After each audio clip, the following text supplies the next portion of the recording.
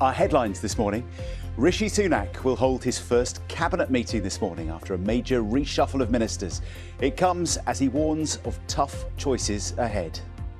I will place economic stability and confidence at the heart of this government's agenda.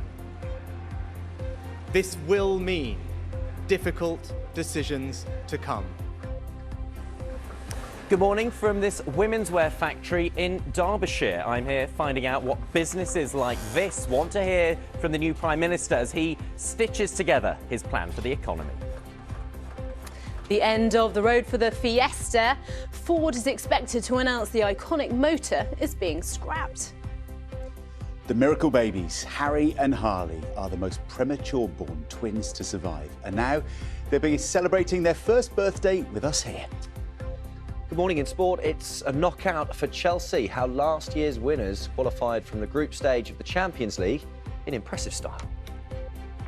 OK, let's take a look at some of today's papers. Of course, no surprise really, they're dominated by the reshuffle, the cabinet reshuffle we saw yesterday. The Guardian reporting here that the new Prime Minister, Rishi Sunak, has taken what they describe as a gamble by restoring Suella Braverman to the Home Office less than a week after she was sacked for a security breach. The Telegraph also leading on Mr Sunak's speech about how he says he will fix the mistakes made by his predecessor, Liz Truss. According to the paper, his premiership has already received a boost as borrowing costs have recovered following the mini-budget chaos of the last few weeks. Now, turning over to the I newspaper, they're describing Rishi Sunak's new team as a crisis cabinet of political rivals created in a bid to unify members of his party. Meanwhile, the Daily Mirror looks away from Westminster into what it's saying the cost of living crisis facing real people. The main story looking at those ONS figures that we revealed on the programme yesterday morning, showing that some basic food items like pasta, vegetable oil, box of tea bags have risen by almost 2/3 in price in the last year. The front page is then, of course, focused on Rishi Sunak's first day in power.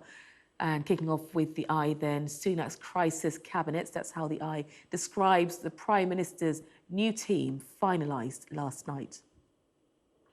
This is the Daily Express, which reports how Mr Sunak has vowed to fix the mistakes that he says were made under Liz Truss.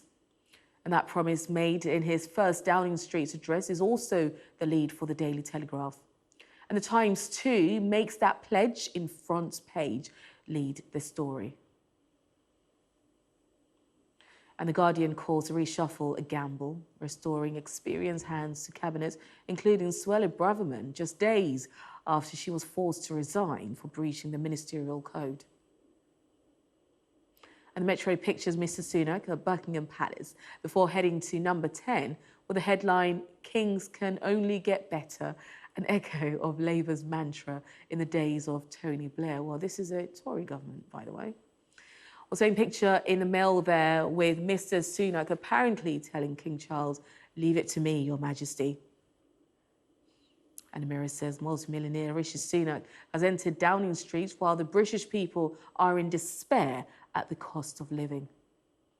And the Star likens the cabinet reshuffle to the hokey cokey as Mr Sunak puts in some in. Do you know what? Should we read a headline? Whoa, Rishi does the hokey cokey.